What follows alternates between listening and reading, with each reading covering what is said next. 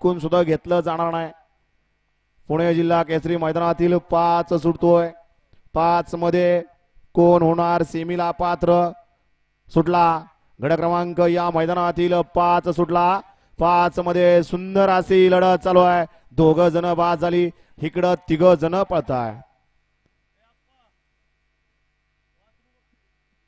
पड्याला चंदर पळतोय.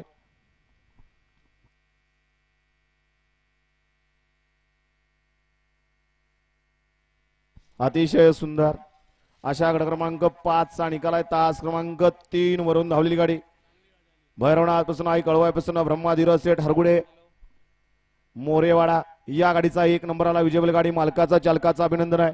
चला 10 गट मैदानात येऊ द्या. 20 वाले